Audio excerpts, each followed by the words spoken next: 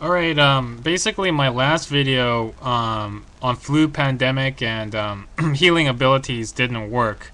For some reason, every time I record a very good video, it just doesn't upload, so I'm going to give you the short version. One of the major after effects of the near-death experience is the healing ability. And the healing ability, I think, there's a lot of good things to be said about it. Now, you could read up on healing abilities and the near-death experience in any book or any literature or any type of video. So I'm going through this very, very quickly. Dr. Moody and Dr. Grayson and Dr. Atwater, they've all done research on this, and it's even in the book The Idiot's Guide to Near-Death Experiences. Now, when I talk about near-death experiences, I'm talking about in-death experiences, in-death. People who have actually died physically and then came back. So those people have this thing called the healing ability, but you have to be really, really careful. Me, myself, have had this healing ability right after my near-death experience, and it was a gift to humanity. It was a gift to humanity. It wasn't just for myself, but for every human being on this planet has this ability. And also, I was trying to teach it, and I was trying to kind of, help humanity through this. A lot of things happened along the way, and I found a lot of hopelessness in humanity, so didn't work out that way. I was able to heal my mother quite often, and my girlfriend, and etc., etc. One of the things about the healing ability I wanted to talk to was about the transference of I think there should be like a big huge book written on that, but nobody on this planet really has any real knowledge on it. So I'm going to try to kind of say a little bit of side effects of the healing ability.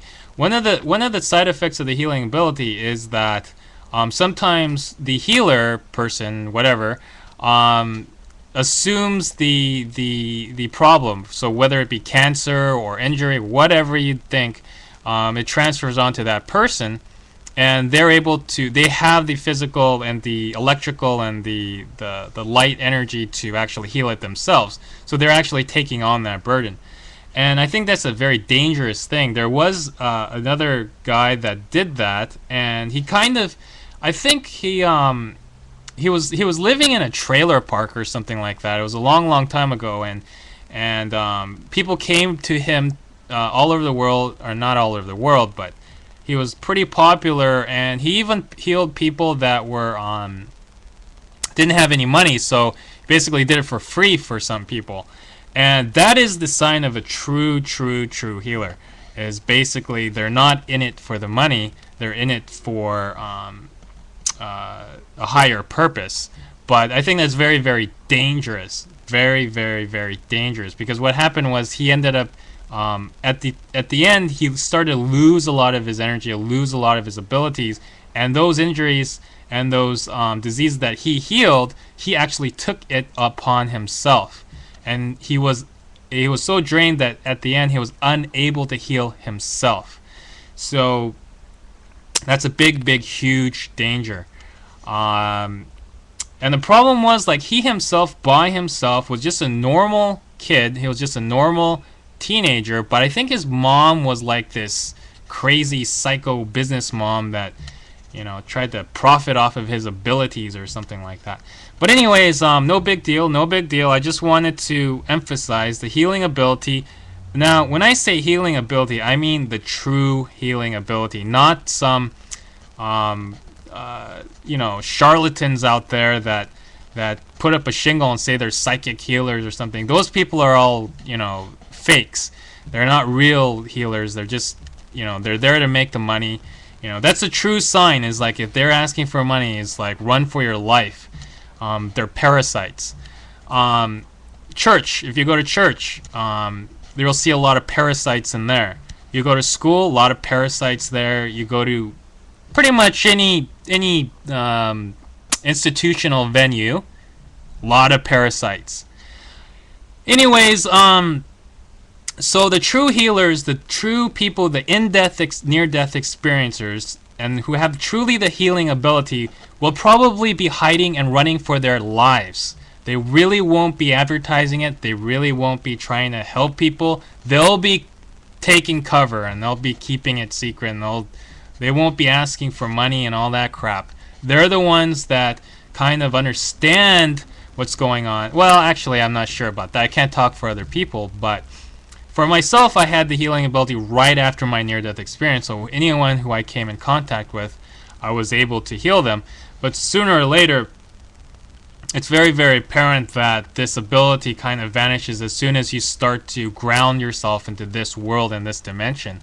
So, because basically right after the in-death experience, you're kind of half in that world, the spiritual world, the energy world, and half in this world. You're not actually all in this world, right away. You're just kind of like, it's kind of like going into the water. You go into 2 feet deep of water, and then you go into 3 feet, and then finally you're in it. You're in the water. And so you're kind of, it's not half anymore. Once you're completely immersed in this egotistical identity, in this world, you start to lose a lot of those powers, but you still remember everything. People who have near-death experience remember every single detail and everything that's been said to them and everything that they've experienced. That's kind of interesting too. That's another side effect of the in-death experience. The healing ability is very, very important, and like I said, I've healed my mother and I've healed my girlfriend, and that's another situation when there's like a close relationship that's sexually and spiritually and mentally. It's different. I've always enjoyed healing my mother because she's someone that I love and care about very, very much. And last thing I wanted to talk about was the avian influenza. I think that's coming around the corner very quickly. There was the 1918 Spanish flu that killed about 25 million people, and then there was the Asian flu that killed another so many people, and then there was the Hong Kong flu in 1968. I think this is coming around the corner very, very quickly. I'm seeing a lot more people getting sick. I see a lot more people having a less of an immune response to whatever's going on. I see a lot more people sick.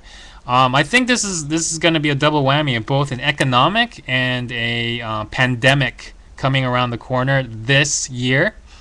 And my recommendation is just to load up a big sailboat with food and supplies and go to a island where people are living maybe 2 or 3 miles apart, fresh forests, fresh water, and a place where these zombie-like people who are infected with the pandemic won't be able to reach, because most people just don't ever think about jumping in a boat and going to a deserted island.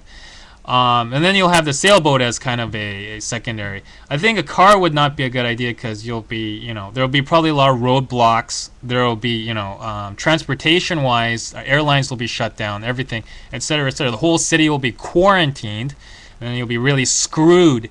So anyways, that's my idea. Anyways, but I think a pandemic's coming around the corner. And when it hits, it'll probably hit softly, like it'll hit small pockets of populations in the world, and it'll burn itself out in 6 or 7 months. So you'll need at least 6 or 7 months of vacationing time on that deserted island. Vacationing time, and you'll need to protect yourself, of course, and you'll need enough food.